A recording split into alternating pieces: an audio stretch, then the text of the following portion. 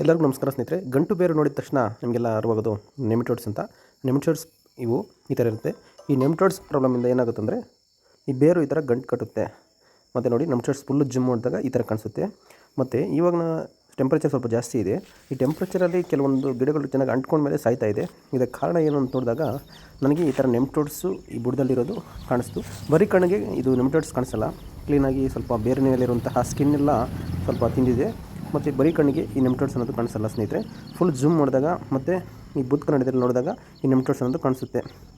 ನೋಡಿ ಇದರಲ್ಲಿ ಝೂಮ್ ಮಾಡ್ತೀನಿ. ಝೂಮ್ ಮಾಡಿದಾಗ ಯಾವ ಥರ ಕಾಣಿಸುತ್ತೆ ಅಂದರೆ ನೋಡಿ, ಝೂಮ್ ಮಾಡಿದ್ಮೇಲೆ ಇದು ಬೇರ್ನಲ್ಲಿ ಯಾವ ಥರ ಕಾಣಿಸ್ತದೆ ನೀವೇ ಗಮನಿಸಿ.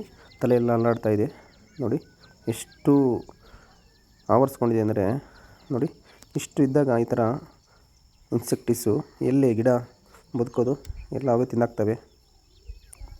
ಕಾಣಿಸ್ತಲ್ಲ ಎಲ್ರಿಗೂ ಯಾವ ಥರ ಒದ್ದಾಡ್ತಾ ಇದೆ ಅಂತ ನೋಡಿ. ಇದು ಬರೀ ಗಣ್ಣಿಗೆ ಏನು ಕಾಣಿಸಲ್ಲ, ಬುಡ ಥರ ಕಾಣಿಸುತ್ತೆ. ಅದಕ್ಕೆ ಆದಷ್ಟು ರೈತರೆಲ್ಲ ಗಮನಿಸ್ಕೊಳ್ಳಿ ತಮ್ಮ ತೋಟದಲ್ಲಿ ಯಾವ ಥರ ಇದೆ ಅಂತ. ವಿಡಿಯೋನ ಆದಷ್ಟು ಶೇರ್ ಮಾಡಿ. ಮತ್ತು ಈ ನೆಮಿಟೋಡ್ಸ್ಗೆ ಏನು ಬಿಟ್ಟರೆ ಹೋಗುತ್ತದೆ, ವಾಲ್ಯೂಮ್ ಫ್ರೇಮು ಎಕರೆಗೆ 1/4 ಲೀಟರ್ ಸಾಕು. ಡ್ರಿಪ್ಪಲ್ಲಿ ಬಿಡೋಂಗಾದರೆ 1/4 ಲೀಟರು ಎಕರೆಯಲ್ಲಿ ಬಿಟ್ಕೊಂಡ್ರೆ ಈ ನೆಮಿಟೋಡ್ಸ್ ಕ್ಲಿಯರ್ ಆಗುತ್ತೆ. ಗಿಡ ಕೂಡ ಚೆನ್ನಾಗಿ ಬೆಳವಣಿಗೆ ಆಗುತ್ತೆ ಸ್ನೇಹಿತರೆ.